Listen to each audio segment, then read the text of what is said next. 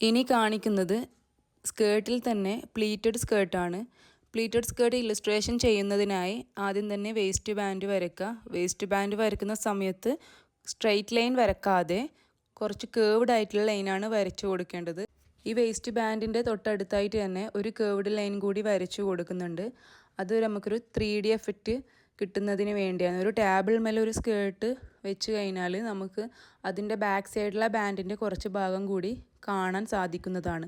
ആ ഒരു എഫക്റ്റ് കിട്ടുന്നതിന് വേണ്ടിയാണ് ആ ഒരു ബാൻഡിൻ്റെ ബാക്ക് വശത്തിലെ പോർഷൻ കൂടി ഉൾപ്പെടുത്തിയാണ് ആ ഒരു കേർവായിട്ടുള്ള ലൈൻ വരച്ചു കൊടുത്തിട്ടുള്ളത്. അതിനുശേഷം രണ്ട് സൈഡിലുള്ള ആ ഒരു ഷേപ്പും താഴെ ഹെം ലൈനിൻ്റെ ഷേപ്പും കൂടി കൊടുത്തിട്ടുണ്ട്.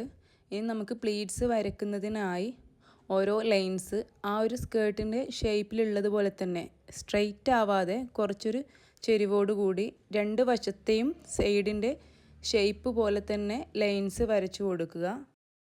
ഈ ലൈൻസ് വരയ്ക്കുമ്പോൾ കണ്ടിന്യൂ ആയിട്ട് തന്നെ വരക്കണം. ഗ്യാതേർഡ് സ്കേർട്ടിലുള്ളതുപോലെ ഇടയ്ക്ക് ഗ്യാപ്പിൻ്റെ ആവശ്യമില്ല. ബിക്കോസ് ഇത് പ്ലീറ്റഡ് സ്കേർട്ട് ആയതുകൊണ്ട് തന്നെ ആ പ്ലീറ്റ്സ് നമ്മൾ അയൺ ചെയ്ത് പ്രസ് ചെയ്ത് നല്ല നീറ്റായിട്ട് തന്നെ വെക്കുന്ന സമയത്ത് സ്കേർട്ട് നോക്കുമ്പോഴും ആ പ്ലീറ്റ്സ് നമുക്കൊരു ലൈൻ പോലെ ഫീൽ ചെയ്യുന്നതാണ്. അതുകൊണ്ട് തന്നെ ആ ലൈൻ നമുക്ക് നന്നായി ഡാർക്ക് ചെയ്ത് തന്നെ ഫുള്ളായിട്ട് താഴ്ന്ന മുകളിലേക്ക് തന്നെ കറക്റ്റ് ഫുള്ളായിട്ട് വരക്കാവുന്നതാണ്. ആദ്യം ഇത് വരയ്ക്കുന്ന സമയത്ത് ലൈറ്റായിട്ട് വരച്ചു കൊടുത്താൽ മതി. ലൈറ്റർ ഷെയ്ഡിലുള്ള ഏതെങ്കിലും പെൻസിൽ യൂസ് ചെയ്തിട്ട് വരച്ചാൽ മതി. ഇനി അതിന് ശേഷം നമുക്കിത് കുറച്ചൊന്ന് ഡാർക്കർ ഷെയ്ഡിലുള്ള പെൻസിലെടുത്ത് വരച്ചു കൊടുക്കാം. അതിൻ്റെ കൂടെ തന്നെ നമുക്ക് പ്ലീറ്റിൻ്റെ ഷേപ്പും കൂടി ഒന്ന് വരച്ചു കൊടുക്കാം.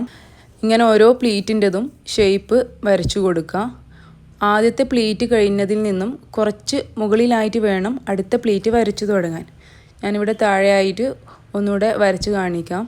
ഇത് ആദ്യത്തെ പ്ലീറ്റ് ആണെങ്കിൽ ആ പ്ലീറ്റിൻ്റെ അതേ ലെവലിൽ നെക്സ്റ്റ് ലൈൻ വരക്കാതെ ആ പ്ലീറ്റിൻ്റെ കുറച്ച് മുകളിലായിട്ട് ആ പ്ലീറ്റ് എൻഡ് ചെയ്തതിൻ്റെ കുറച്ച് മുകളിലായിട്ട് വേണം അടുത്ത പ്ലീറ്റ് വരച്ച് തുടങ്ങുന്നത്. അതുപോലെ തന്നെ പ്ലീറ്റ് വരക്കുന്ന സമയത്ത് കുറച്ച് ചെരിവോടെ കൂടി വേണം വരക്കാൻ. ഇങ്ങനെ ഓരോ പ്ലീറ്റ്സിൻ്റെയും താഴത്തെ ഷേപ്പ് കറക്റ്റായി വരച്ചെടുക്കുക. അതിൻ്റെ കൂടെ തന്നെ പ്ലീറ്റ്സിൻ്റെ ആ ലൈൻസ് കൂടെ ഒന്ന് കറക്റ്റ് ഡാർക്കൺ ചെയ്ത് കണ്ടിന്യൂസ് ആയി വരച്ചു കൊടുക്കുന്നുണ്ട്. അതിനുശേഷം ഏതെങ്കിലും ഒരു ഡാർക്കർ പെൻസിൽ എടുത്ത് ഔട്ട്ലൈനോട് ചേർന്ന് തന്നെ കൂടുതൽ പ്രഷർ ചെയ്യാതെ, അതായത് കൂടുതൽ അമർത്തി വരക്കാതെ ലൈറ്റായിട്ട് ഒന്ന് വരച്ചു കൊടുക്കുക. ചെറിയൊരു തിക്നെസ്സിൽ ഔട്ട്ലൈനോട് ചേർത്ത് വെച്ച് വരക്കാം. അതിനുശേഷം പേപ്പർ സ്റ്റംസ് യൂസ് ചെയ്ത് ബ്ലെൻഡ് ചെയ്ത് കൊടുക്കാം. ഇങ്ങനെ ഓരോ പ്ലീറ്റും ഷെയ്ഡിങ് കൊടുത്തതിന് ശേഷം പേപ്പർ സ്റ്റംസ് യൂസ് ചെയ്ത് നന്നായി ബ്ലെൻഡ് ചെയ്യുക. മുകളിലും താഴെയുമായി നല്ല ഡാർക്ക് ഷെയ്ഡിലും സെൻറ്ററിലായി കുറച്ച് ലൈറ്റായിട്ട് വൈറ്റ് കാണുന്ന വിധത്തിലുമാണ് വേണ്ടത്. അഥവാ പേപ്പർ സ്റ്റംസ് യൂസ് ചെയ്യുന്ന സമയത്ത് കുറച്ച് കൂടുതൽ ഡാർക്കായി പോയിട്ടുണ്ടെങ്കിൽ എറേസർ വെച്ച് ജസ്റ്റ് ഒന്ന് ആ ഭാഗത്തൊന്ന് റബ്ബ് ചെയ്ത് കൊടുക്കുക. എന്നിട്ട് പേപ്പർ സ്റ്റംസ് യൂസ് ചെയ്ത് ജസ്റ്റ് ഒന്ന് അത് ടച്ച് ചെയ്ത് കൊടുക്കുക. ഇങ്ങനെ എല്ലാ പ്ലീറ്റ്സും ഷെയ്ഡിങ് ചെയ്തതിന് ശേഷം വേസ്റ്റ് ബാൻഡിനും കൂടെ നമുക്കൊന്ന് ഷെയ്ഡ് ചെയ്ത് കൊടുക്കാം. അതുപോലെ വേസ്റ്റ് ബാൻഡിൻ്റെ ഉൾഭാഗം കാണുന്ന ഭാഗത്ത് നമുക്ക് ഫുള്ളായി ഡാർക്കൺ ചെയ്ത് കൊടുക്കുക. കാരണം അതിൻ്റെ ഉൾഭാഗം അല്ലെങ്കിൽ ആ ഒരു സ്കേർട്ടിൻ്റെ ബാക്ക് ഭാഗമാണ് നമ്മൾ കാണുന്നത്. ആ സമയത്ത് അത് ഫുൾ ഡാർക്കായിട്ടാണ് ഉണ്ടാവുക. അതുകൊണ്ട് തന്നെ അവിടെ ഫുള്ളും നമ്മൾ ഡാർക്കർ ഷെയ്ഡുള്ള പെൻസിൽ യൂസ് ചെയ്ത് ഫുള്ളായിട്ട് ഡാർക്കൺ ചെയ്ത് കൊടുക്കുക. ബാക്കിയുള്ള ഭാഗങ്ങളിൽ സ്കേർട്ടിൻ്റെ ഫ്രണ്ട് ഭാഗങ്ങളിൽ പ്ലീറ്റ്സിൻ്റെ സെൻറ്റർ ഭാഗത്ത് ലൈറ്റ് ഷെയ്ഡ് വരുന്ന വിധത്തിൽ തന്നെ ചെയ്യുക. ഇനി സ്കേർട്ടിൻ്റെ താഴെ ആ പ്ലീറ്റ് മടങ്ങി ഫോൾഡ് ചെയ്ത് നിൽക്കുന്ന ഭാഗം നമുക്കൊന്നുകൂടെ കുറച്ചുകൂടി നന്നായി ഡാർക്ക് ചെയ്ത് വരച്ചു കൊടുക്കാം. പെൻസിൽ നന്നായി ഷാർപ്പൻ ചെയ്തതിന് ശേഷം ഇങ്ങനെ ചെയ്യുന്നതായിരിക്കും നല്ലത്. അങ്ങനെ ചെയ്യുമ്പോൾ നമുക്ക് ആ ഒരു ഫോൾഡിങ് കറക്റ്റ് മനസ്സിലാക്കാൻ പറ്റും. ഇനി ഈ വേസ്റ്റ് ബാൻഡ് കൂടെ നല്ല നീറ്റായി ഡാർക്കൺ ചെയ്ത് വരച്ചു കൊടുക്കുക. അതിനുശേഷം പ്ലീറ്റിൻ്റെ ഫോൾഡിങ് മനസ്സിലാകുന്നതിന് വേണ്ടി കുറച്ചുകൂടെ ആ ഒരു കോർണറിൽ ഡാർക്കർ ഷെയ്ഡിലുള്ള പെൻസിൽ കൊണ്ട് കുറച്ചൊരു തിക്നെസ്സിൽ തന്നെ വരച്ചു കൊടുക്കാം. ഒരുപാട് പുറത്തോട്ടേക്ക് കൊണ്ടുവരണ്ട. ഈ വീഡിയോയിൽ കാണുന്നത് പോലെ ആ ഒരു കോർണർ ഭാഗത്ത് നിന്ന് കുറച്ച് മുകളിലോട്ടേക്ക് വരുന്ന വിധത്തിൽ നല്ല ഡാർക്കുള്ള പെൻസിൽ യൂസ് ചെയ്തിട്ട് തന്നെ വരച്ചു കൊടുക്കുക. അങ്ങനെ ചെയ്യുമ്പോഴാണ് ഓരോ പ്ലീറ്റ്സും അടുത്ത പ്ലീറ്റിൻ്റെ മുകളിലായി വന്ന് നിൽക്കുന്നത് പോലെ നമുക്ക് മനസ്സിലാവുന്നത്. അതുകൂടെ നമുക്കൊന്ന് പേപ്പർ സ്റ്റംസ് യൂസ് ചെയ്തിട്ട് ബ്ലെൻഡ് ചെയ്ത് കൊടുക്കുക.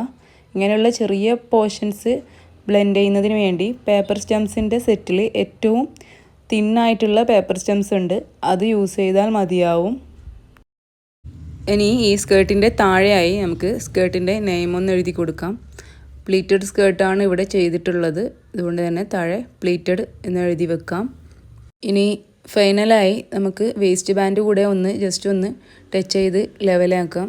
അവിടെ കുറച്ച് ഡാർക്കായിട്ടുണ്ടെങ്കിൽ ഒന്ന് ലൈറ്റായി കൊടുക്കുക.